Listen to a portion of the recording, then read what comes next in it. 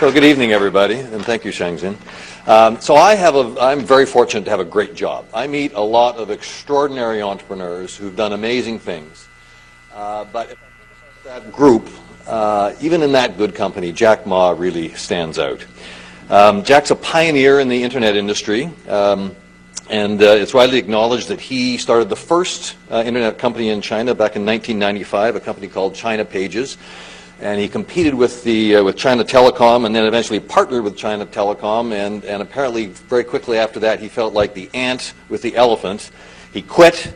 He went off to work with a new government entity that was in promoting e-commerce, and did that for a little while, and then his sort of entrepreneurial ambitions got the better of him, and in 1999 he got 18 of his friends and family together and raised $60,000 for his vision for Alibaba.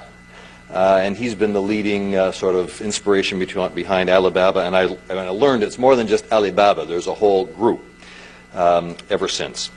Just talking about Alibaba itself. Alibaba is the leading small business e-commerce company in the world. It has 53 million users and operates in more than 240 countries and regions around the world.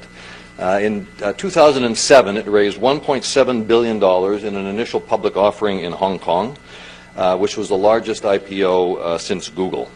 It has continued to grow, and I looked at the last quarter results for second quarter of this year, and revenues were up by about 50%, and EBITDA margins are about 35%. And I thought that was pretty impressive. Until I was downstairs talking with Jack and his colleagues, and they said, oh, you don't understand, that's just sort of the tip of the iceberg. We have all these other companies. And I said, well, tell me about those. Well, Alibaba is one of 5. There's also Taobao. Did I get it right? Did I pronounce it correctly? Okay. I've been practicing for the last 5 minutes, Taobao, which is basically a combination of, imagine if you had Amazon, eBay, and Facebook, right? That whole platform. And last year there were about $30 billion, so it's a B2C website. Last year there were about $30 billion worth of transactions that went through Taobao. And expectations are next year revenues will double, or transactions will double. There's also Alipay, which is the Chinese version of PayPal. It's an escrow-based system that allows people to purchase online without having credit cards, and there are some 400 million users of Alipay. So Jack is truly a visionary, truly an extraordinary entrepreneur. He's been recognized by us tonight, but also Time Magazine as one of the world's most influential people, by Business Week as one of the world's most powerful people. He has a reputation for plain speaking and speaking his mind, and we're delighted to have him here tonight. Jack?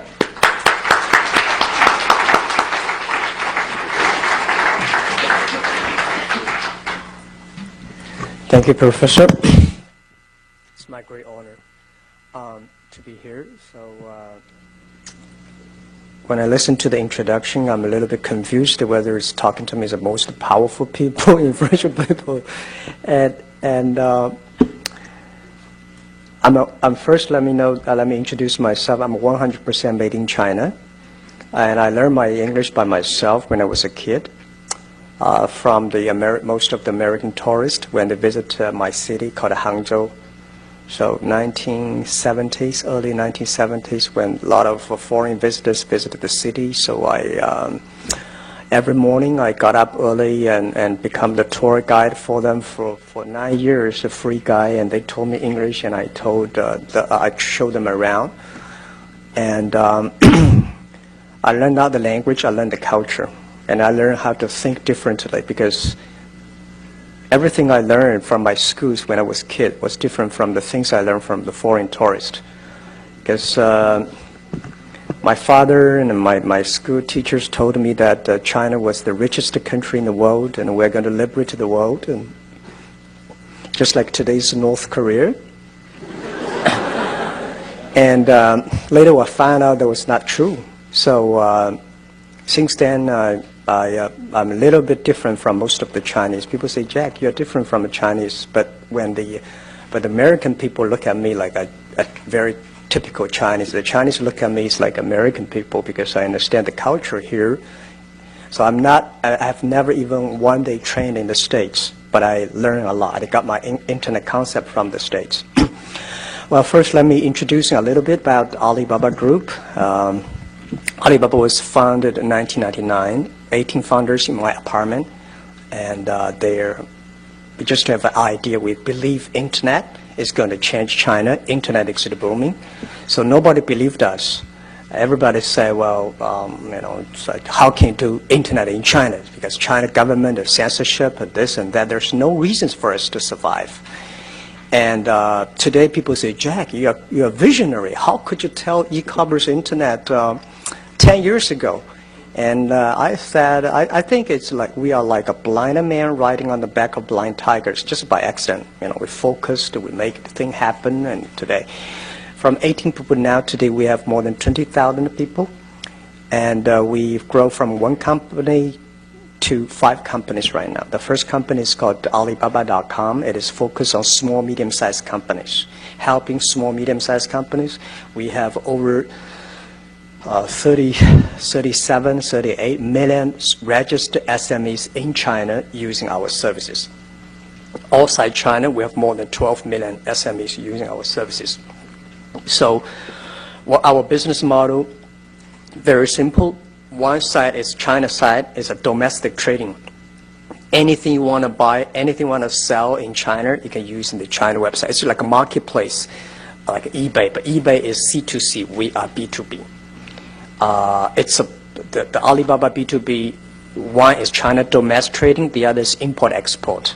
It's a marketplace for global purchasing, broker buying, and so it grows pretty healthy. We listed 3 years ago in the Hong Kong market, and we were very lucky because the day we were listed, the market was good, so our stock price grew from $13.5 to $40 without doing anything good, just to go up.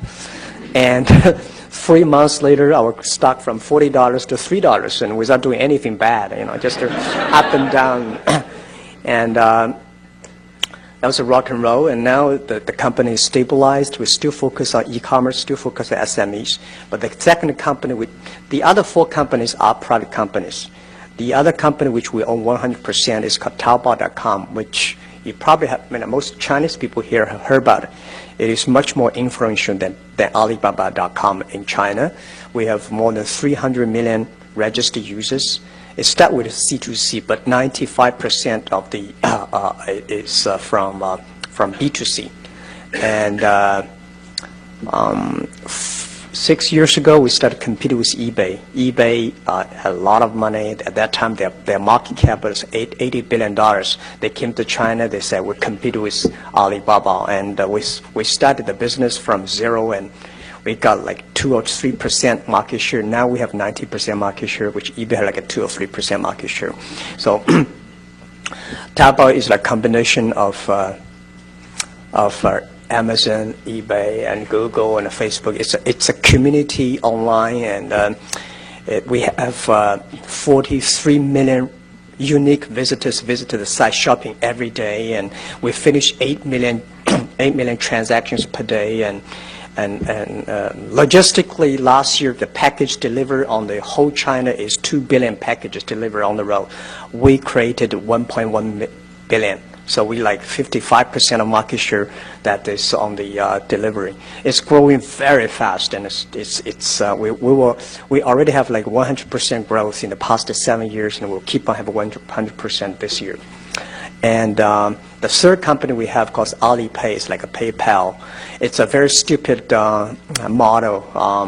5 years ago, I thought it's so difficult to do transaction online because people don't trust each other. The banking system is so bad. The infrastructure of finance also bad.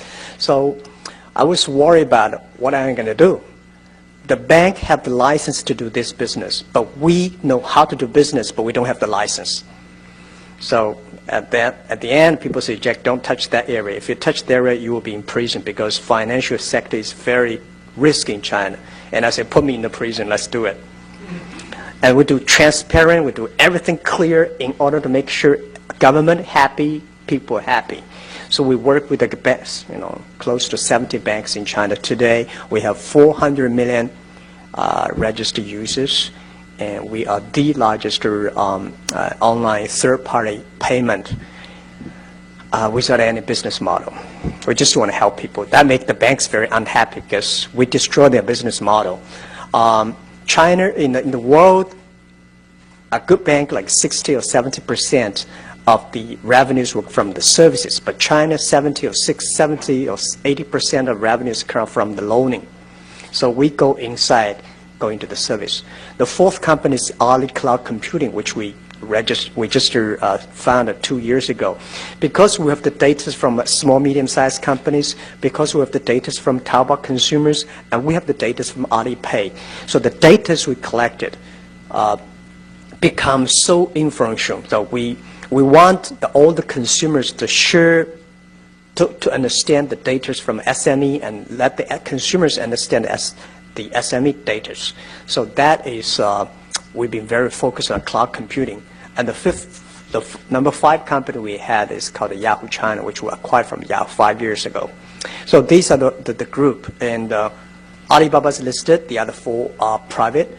And pretty good. We are lucky in China that we combine, like Amazon, eBay, PayPal, and all together in the same group. Like 70% market share in China on e-commerce, and it growing, still keep on growing very fast. One of the reasons people say why you survived in China, why you succeed, because I think one of the key reasons we survived is that we believe always customer number 1, employee number 2, shareholder number 3. And this is the first big philosophy until now. We still truly, because it's the customer that stay with us. It's the customer we create. Because in internet in China in the past 10 years, there's 3 main business. One is focused on portal sites like Yahoo. Today have Sina, Sohu, NetEase. They focus on the news. And I think it's so difficult to do the news in China unless you are in Beijing. You know the government office, you know the policy, and we don't never understand what the government policy is. So we say, okay, let's stay away from the portal sites. The second business, which in China, very, very popular, which probably the most unique business in the world, that's online gaming. And I don't believe that model. I don't like that, because China is a one-child family. If all the kids are playing online gaming, they're so bad. And, right. And my kids and my son and his schoolmates all stick to the online. I think, yes, we can make a lot of money, but I just don't want my kids focus on the online. So we're not doing that. China has already got enough companies focusing on online. Almost all the internet companies have online gaming. We are the only company that is not on online gaming. So the only thing we can do is e-commerce, and e-commerce is so tough, so difficult to do it. And 10 years ago, e-commerce in the world, B2B, they all want to focus on big companies. They all want to focus on buyers. The value they create is they save the cost for buyers. So we do the opposite. And we believe China, the USA is very good at play basketball. We should focus on playing ping pong, because we should not always play the same. So we said in China, we don't have big companies, so we should focus on small, medium-sized companies. We should not help the buyers. We should help sellers, because China want to sell things abroad. SMEs want to sell things abroad. So we focus on the small, medium-sized. We focus on helping supplies. And the value created is not the saving the cost, because SME know how to save the cost much better than you do. They want to learn how to sell product, how to make money. So then we focus on SME, we focus on supplies, we focus on creating money for them. So these are the focus we stayed on. And that is the everything, for the first 3 years, we did not have any business model. We have 0 revenues for 3 years. It was so tough. It was so difficult. The only thing encouraged us to continue is letters, emails of thanks. We receive hundreds of thousands of emails of thanks every week, every month. People thank us because of us.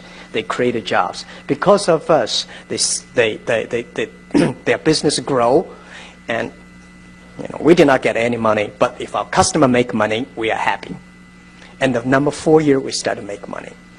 So the second thing is the employees. I believe, I'm not trained to be a high-tech guy. I hate high-tech. And my wife bought me an iPad. I still don't know how to use it.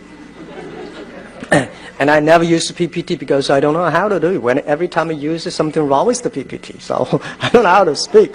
So I'm trained to be a high school teacher. And I know nothing about technology. The only thing I can use in the computer is send and receive emails in the browser. That's it. And I think that's enough, right? And 80% of the people in the world, like me, we hate technology. We want technology to work for us. We should not work for the technology. And so I was for the first 5 years, I was the quality controller of my website. I wanted making sure everything be easy, simple enough to use. Without reading any manual, a dumb clicker can get it. So when the engineers finished their product, they were so excited, something good, and they said, no, let me try it. If I cannot use it, just throw it rubbish, because 80% of people cannot use it. That make our site very popular, and that is the innovation of the colleagues, of the people. So I'm not knowing the technology, we hire the best technician. We do not know the finance, we hire the best. We respect, we work, and that really make the business grow. And the third thing is that I believe the shareholder number 3. We should respect shareholders, listen to them, but you have to do it in your own way. I remember when we come to IPO day in New York and in London, and all the Wall Street said, Jack, give us the shares. We were a long-term shareholder. When the market crashed, they are the first people who run away, and most of them are not shareholders. We found most people, they are share stock exchange. They move very fast. So we think that we should listen to them, but we should do it in our own ways. That for 10 years, we focus on that. Always believe customer number 1, employee number 2, shareholder number 3. And and the third thing that people say, China doing business is very important, is the guanxi, government relationship. That's too complicated. I don't buy that. I mean, those stupid companies focus on government relationships. And government relationship, is that important? Yes. I said the best way to do government relation is in love with them, don't marry them.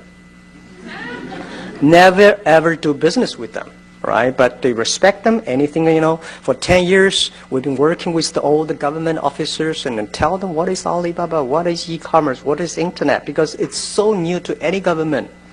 If you try to talk to them, not doing anything that is if they want to come to say, Jack, I give you a lot of money, please do this project for us. I say, no, I can introduce my friend to do business to you, but not to me, not us. That we focus on customers. And I think in China, doing business is a lot of fun. Competition is a great fun part of the business. We compete with eBay, we compete with China Telecom 10 years ago, and 15 years ago. And we compete with eBay, and later we compete with here and there. Compete is not a fun compete. Compete is a fun part of the business, and we're never scared for every competition. If Google comes to China, we compete, but we respect. So the whole business today, we think China has a huge potential on e-commerce.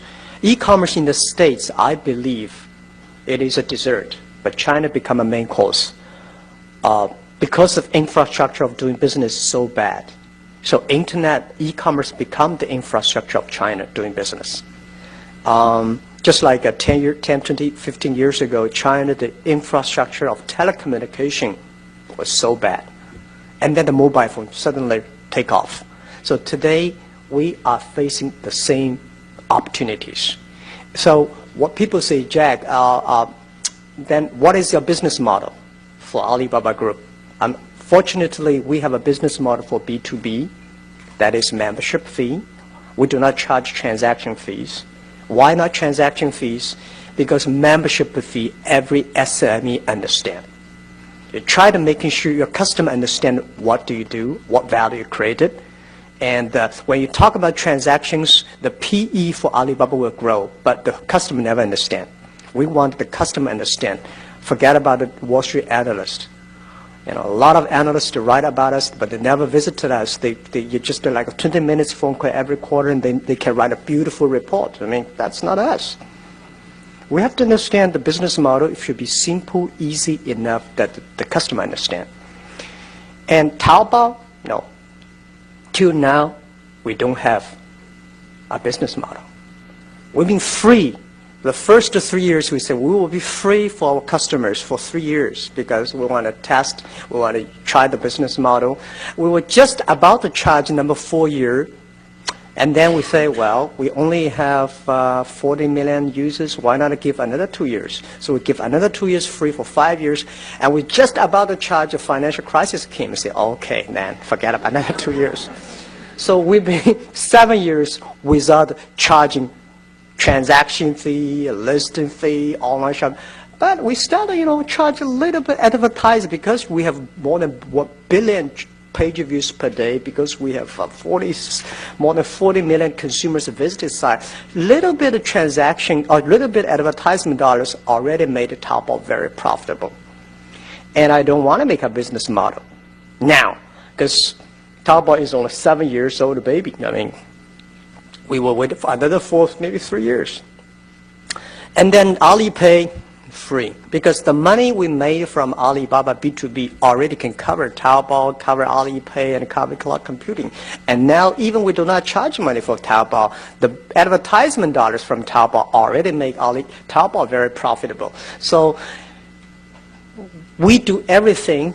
We really appreciate we live in China. We live at the internet period. We have the great honor to do to do this business. So we never think about making money. Do any business, we forget about thinking about making money. We think about how we can create value for the society, for the people, for the customers. If the end, the result is that you're making money. So funny, and that really proved well that because we don't think about making money, we made a lot of money. Because I believe if you think about money here, this is US dollar, this is Hong Kong dollars, and you talk is all RMB. Nobody want to make friends with these guys. We want to say, I want to help. We want to help SME. We want to help consumers. So today B2B, Alibaba, Taobao B2C, Taobao C2C, Alipayment, I think this is not the future of e-commerce. The future of e-commerce is C2B, consumer to business. The world is changing. It's not a B2B, it's not a B2C, it's not a C2C, it's C2B, consumer to business. Because we have a large amount of consumers, the consumers can ask, can say, I want a tailor-made. I want large-scale tailor-made. And this makes the e-commerce in China fundamentally changed and different from the USA model. So the other thing we want to use in internet and e-commerce a way to make China new business paradigm, which we call transparent, shared responsibility, and global vision. And we try to making sure every policy we make, everything we do, transparent. We want to share with customers. We want to take responsibility. And I feel very excited because the average age of Taobao today is 25 years old. Alibaba is 27 years old, and all young people. We are a company that we believe value. We are a company believe the mission, and we learn from the GE that every quarter we have a value review. We have the performance review, and that makes the company really excited. Today, if you have a chance to visit Alibaba, you will see we have. We're like a zoo, all kinds of animals there. I hate to have a farm, all well-trained, but they're farm, and we want to have a zoo that people have different ideas. Some people talk, some people work, and some people exciting. And so this is how we do it. And the headache we are having right now is Alibaba is getting bigger and bigger. We're so influential now in China. And first time in our history, 20 days ago, we had 200 people demonstrate in our company. And they hate the policy we made. Because I said, if we made any policy, 1% of people don't like us, we have 3 million people don't like it. And today, Alibaba Group, we are not lack of engineers. We are not lack of programmers and service people. We are lack of sociologists. We are lack of psychologists and economists, because we never know how to make a policy. We're just like running a country. It's a big headache. And the average age is only 25, 26. How can they make policies? But we think internet is really, really changed the world. And people probably will ask, in the US, Google is so powerful. And we believe, this is what I believe, the world, we should never be controlled by machines. We should never controlled by computers. Human brain, SNS, social network is more powerful. At the end of the day, we do not want to see cold-blooded machines. We want to see warm people. We want to see every computer at the behind there's an SME, there's a family, there's a consumer, there's a brother and sister that can help each other. So we actually, Alibaba, focus more on community, more innovation, and more on human side. So, I think that today what I come here just brief because I don't think a lot of people know our business model. I don't think a lot of people really understand us better. So I would love to take any questions you have. I welcome the tough questions. Anything you have, I will answer. That's what I will just briefly do this. Thank you, Professor. Yeah.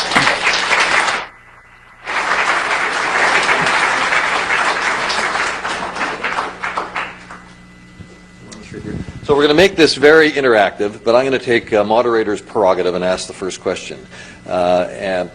China's economic growth over the last 20 years has made it the envy of the world. In your opinion, to what extent has that been driven by the small and medium-sized enterprises that you serve? And to what extent has that growth been driven by large, formerly state-owned businesses or multinational companies?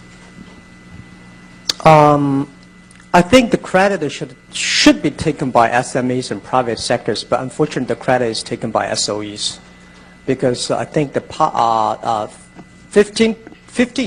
15 years ago, China was really good at the private sectors, which that is why we call reforming, economic reform, grow. Entrepreneurs and private sectors grow. But past 5 years, the SOE, state-owned business, grows so fast, and the private sector is going down. And I think next 5 years, it's the time again for private sectors. And from private sectors, SMEs, that's the key driver. And if China want to grow, if China want to grow, if China want to solve a lot of social responsibility, social problems, the SMEs are the key, because they create 90% of jobs and 90% of innovations. And do you have any way of thinking about the impact of Alibaba in terms of supporting the small and medium-sized sector, enterprise sector? Yeah, I think, as I said, we have more than 37 million SMEs using our services. Today, I think if you are SME, you must be using, if you are online, you must be our customers. I would not take credit that Alibaba really contribute a lot of China economy, but if Alibaba bankrupt, there will be probably 1 million SME bankrupt. So that is the inference behind. Well, then you can take credit for it, I would say. Okay, so we're going to open it up for questions. There's a mic in the back, and I think there's another one up front here. So who has a question for Jack? Sir? Jack, what do you think the opportunities are for Alibaba outside of China? Yeah, I think that we are already Indian, we are in Japan, and we are Korea, and we are also in the States. But the opportunity for Alibaba going out anywhere, if you want to promote SMEs, if they're SMEs, we're there. I think today we survive not because we're smart, not because we are good at technology. We understand SME. We believe SMEs, and if you believe your customers and help them grow, and they will grow. So we think we will expect also the Taobao, Alipay, cloud computings. And I think the next 5 years, we don't want to go global for global. We think that only when we create values, if we create values for SME, if we create more SMEs in the local country, then we will be there. So we are pretty confident that e-commerce in China, next 3 years will grow from consumer-related e-commerce to business-related e-commerce. That is next 3-5 years, the trend. But it's happening organically for you too, isn't it? Because you are finding people all over the world that are using the Alibaba platform. Yeah. One of the reasons why we choose the name Alibaba, we can choose another Chinese name, but we choose Alibaba because we believe that global vision, local win. And we believe that internet at the first day, it should be globalized. But Alibaba is not, we say Alibaba is not a Chinese company. It's happened to be found in China. And we are growing pretty aggressively. And I never been to a lot of countries, but we have so many customers around. I went to Peru last month. And I was so excited about so many Peruvian SMEs using our sites. And some customers, look at me like, burst into tears. So thank us. So I said, I'm sorry, I did nothing. We're just a platform, right? Yeah. So we are going there. Yeah. But I thought Alibaba was 1,000 thieves. Is that the image you wanted to? No, Alibaba 40 thieves. Well, actually, that's the story, Alibaba 40 thieves. People always believe Alibaba is a thief. No, Alibaba and 40 thieves. 40 thieves is a bad guy. Alibaba is a good guy. Okay. I'm glad we got that straightened away. Sir. Thank you so much for coming in to speak to the Colombian community, Jack. Sort of a question for you regarding Google. What advice would you have for them to succeed in China? Who? Google. Google. Okay.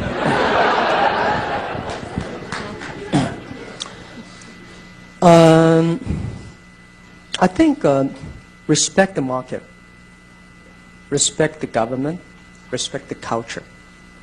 You don't, as an American, that they're saying I don't like what you say, but I use my life to protect the way you say, the right you say that.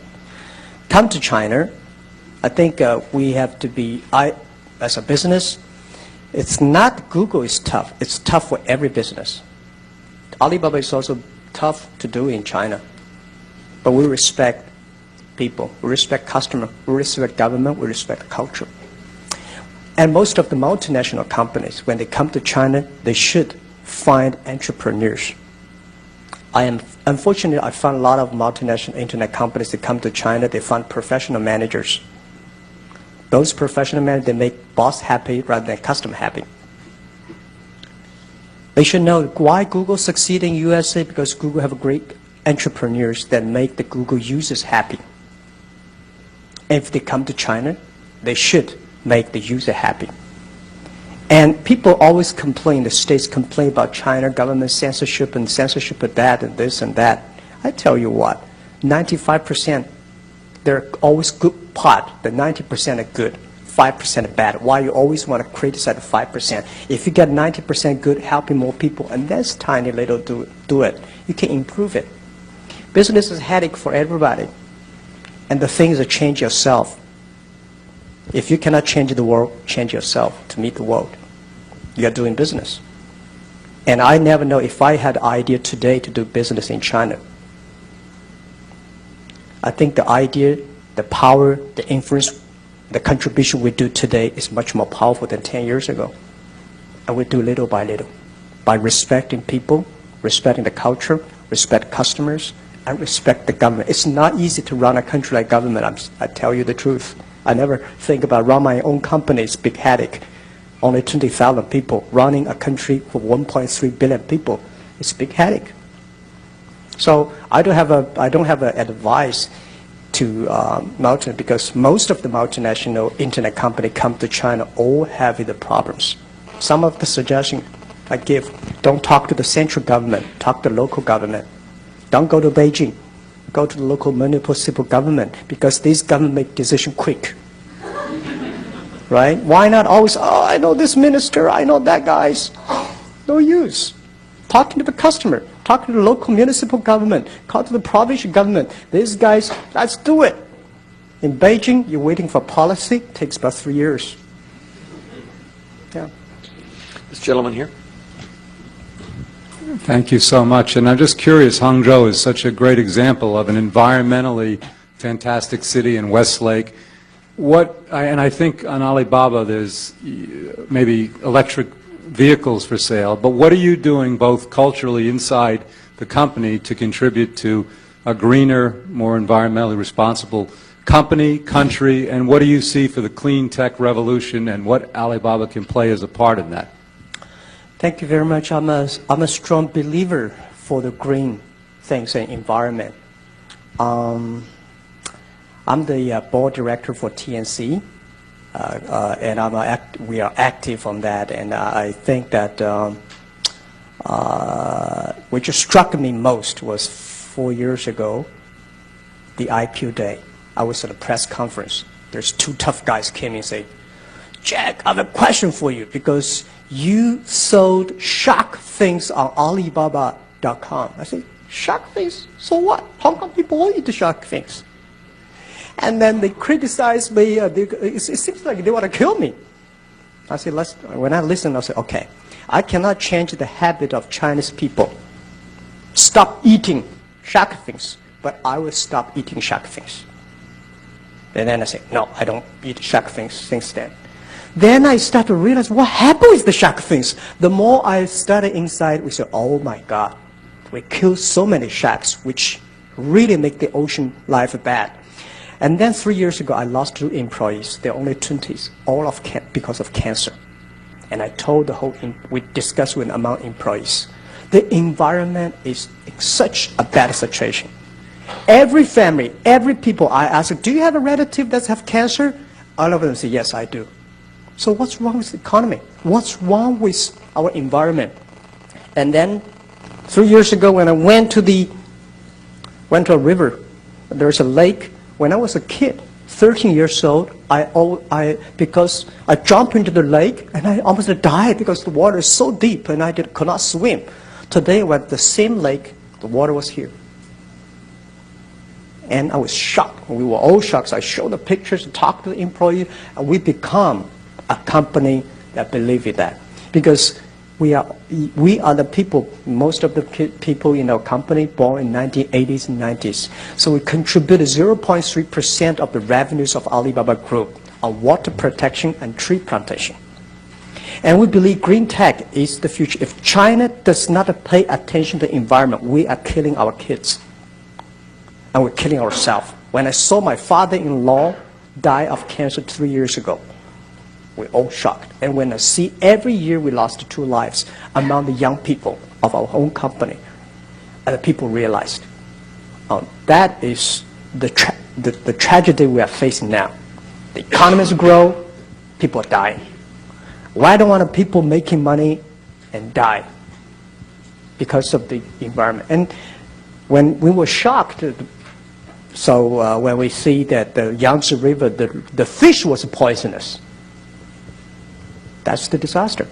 So Alibaba is doing a lot, and Taobao, Alipay with committed revenues, and also we're learning the way the TNC.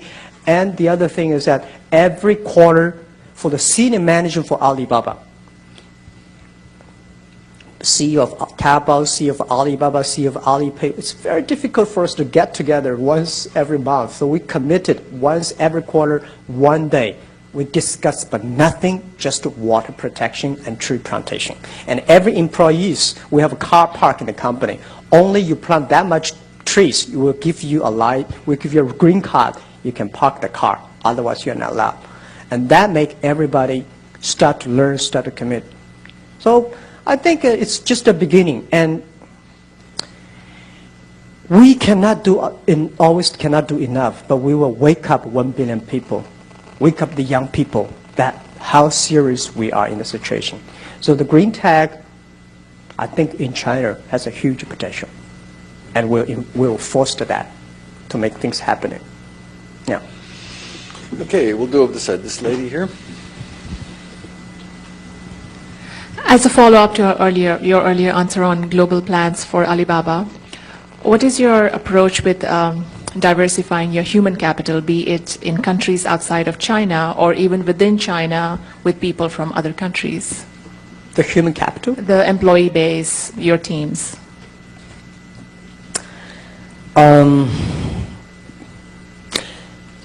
I probably spend 70% of my time on the HR part. I'm a great fan, and I believe leadership is about the people. And my people, my team, my partners, they are much smarter than me on making business decisions.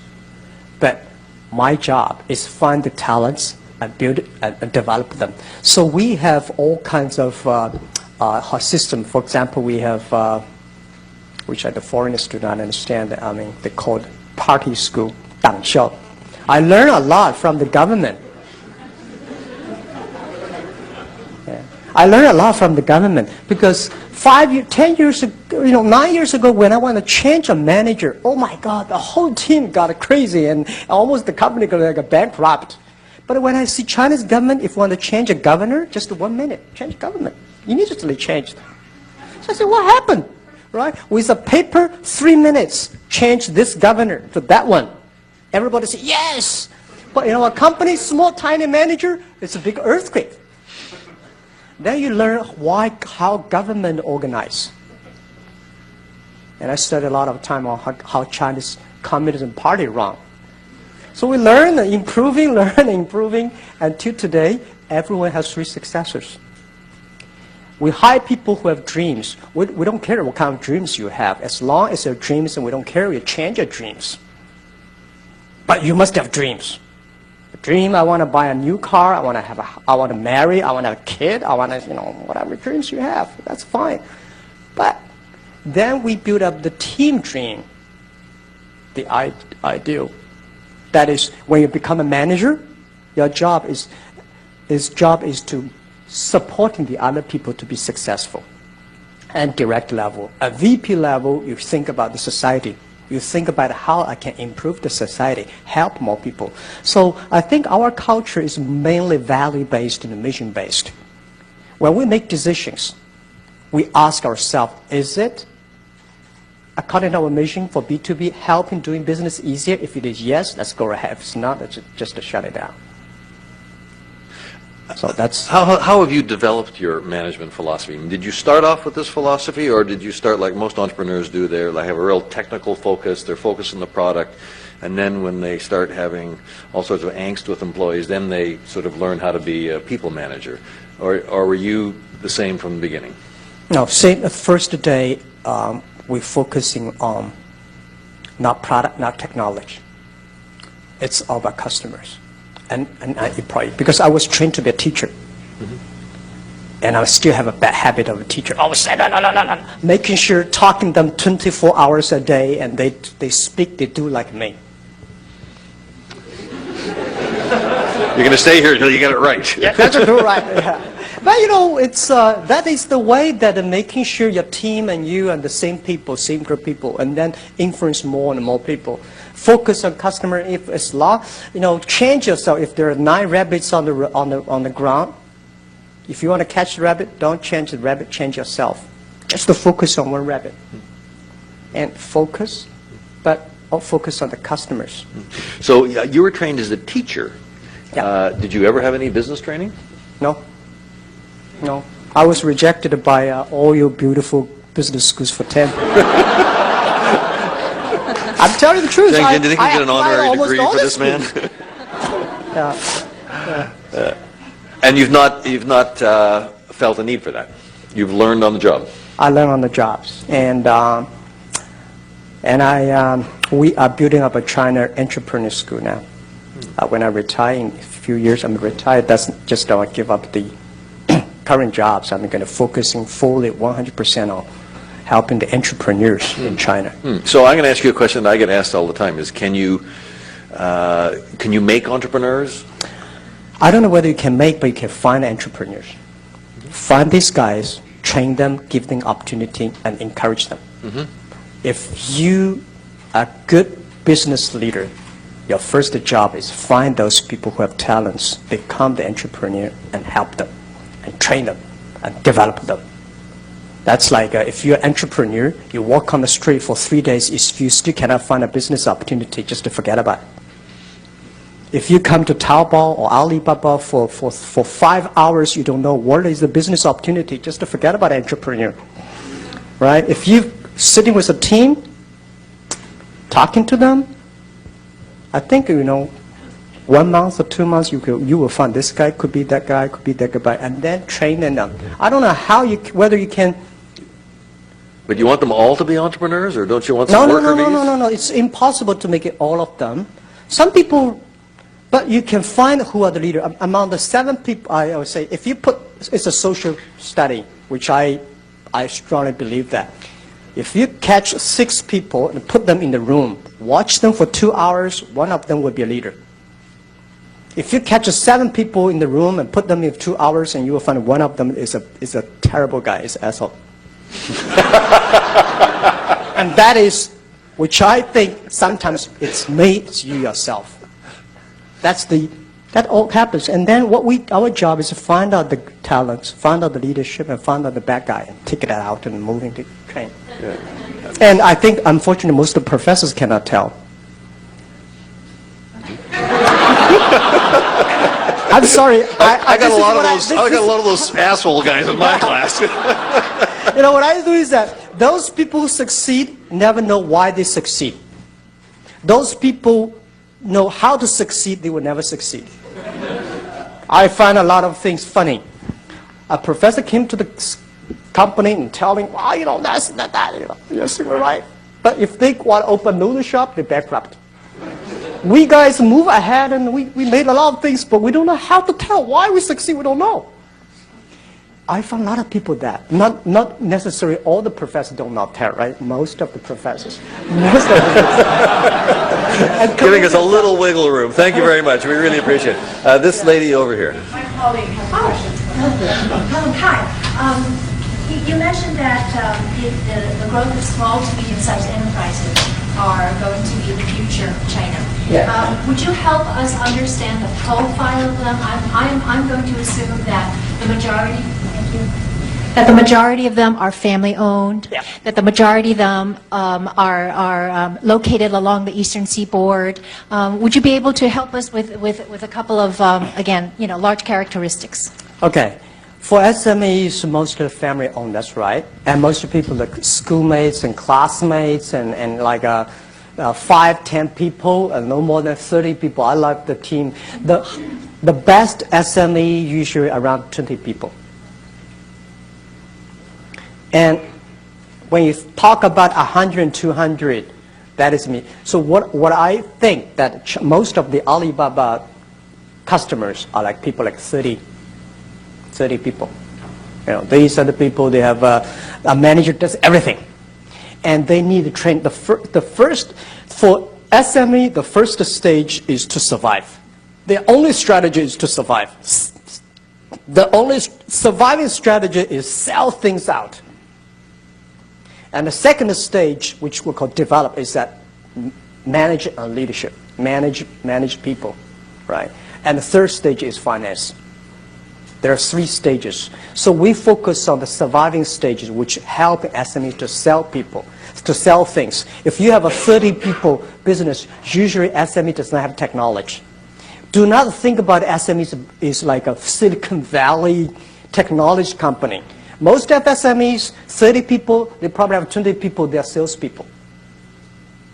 If you go to Shenzhen, Guangdong, there's a van. There's small van of 20 people of them. You ask them out, how many people are sales? 19 of them are sales. And 1 is a driver. They are everywhere. And that driver is also sales, right? So these are which I mean tiny SMEs. And focusing on them. And these, because there was tiny team, most of the greatest companies, Google, eBay, Microsoft, they all come after a garage. And these are the innovation of any country. That's the engine of the future. And I strongly believe that we give them more opportunity. We should support them. And we should give them, it's not technology. It's not the tax. It gives them talents, training. Give them understanding. Buy things from them. Support them. That will really great. That will grow. So 30 people around. I love these kind of companies. You know, when I have 20 people, I can call everybody's name. Today I have a headache, 20,000 people. Yeah. So we are almost out of time, so we're going to take two more questions way in the back. Yes. So in response to the question about what kind of advice you will give to Google, you keep on mentioning respect the government and respect the people. So I'm just wondering, do you think it's possible at all for these two kind of goals to be in conflict with each other? And if so, how does Alibaba do to balance the two goals? The conflict between government and customers? And the customer, yeah. No.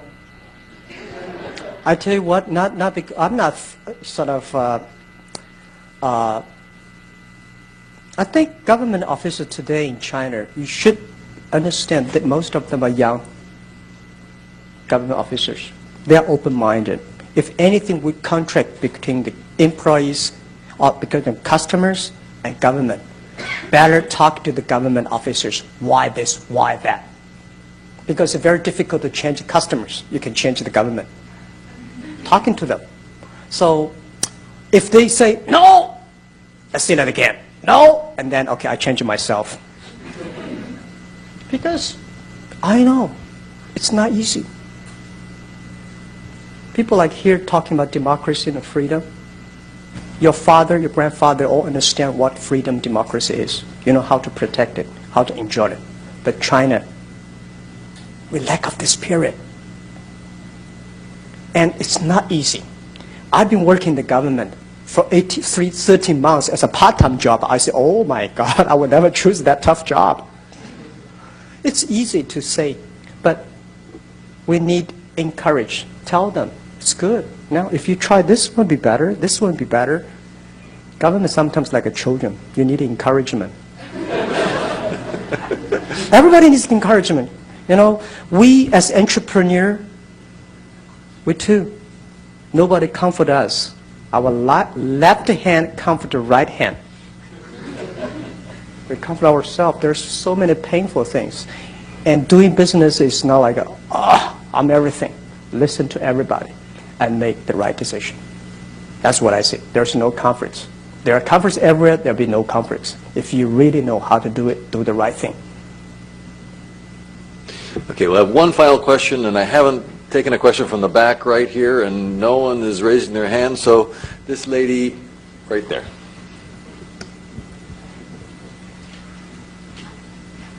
Back several months ago, George Soros visited China and he spent about a day with you.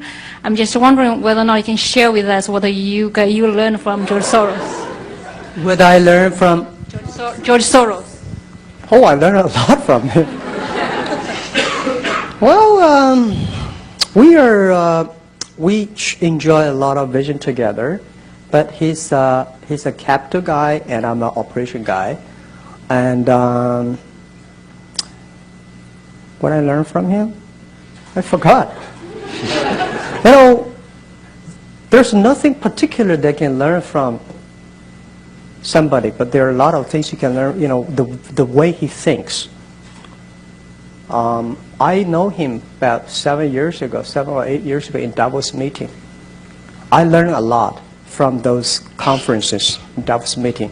Not for, you know, people in China always say, what are you going to learn from this conference?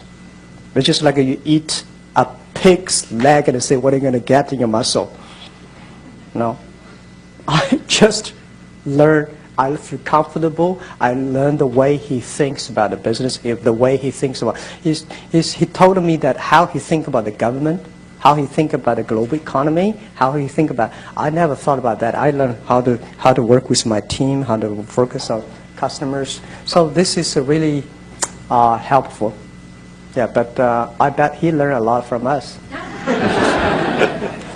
Okay, Jack, I'm going to turn it over to Professor Wei to wrap up. Jack. This has been tremendously insightful and interesting speech. So thank you very, very much. I have a gift from a company called Simon Pierce, which used to be a SME. Hopefully we'll be doing this.